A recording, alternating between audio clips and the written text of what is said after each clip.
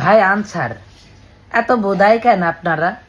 আমি একজন সম্মানিত ব্যক্তি, আমার মুখ দিয়ে এই শব্দটা উচ্চারণ করাতে অনেকে বেজার হইয়াছে, কিন্তু তারপরেও কিন্তু আমি এই শব্দটা উচ্চারণ করতে বাধ্য হয়েছি। মূলত তোরা চাবি না কেন?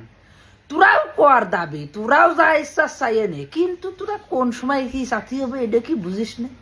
সেদিন তিরান নিয়ে যাচ্ছি রাত 12টার দিকে, তোরা রাস্তা ব্লক করে বসে রয়েছিস। কইছি ভাই তিরানের গাড়ি তোরা ঘুরে দিছিস। কইছি ভাই ফেনীতে যাচ্ছি, তাও তোরা ঘুরে দিছিস। মানে ফেনীতে যে কি হচ্ছে তোরা জানিসই না।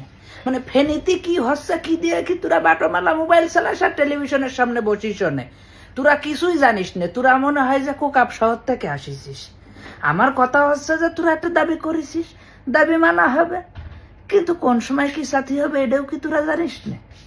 এত বিয়া কুবার এত বলদ হলি, তোদের র্যাঙ্ক তোদের প্রমোশন তোরা কি হোগাই দিয়ে শুয়ে থাকবি?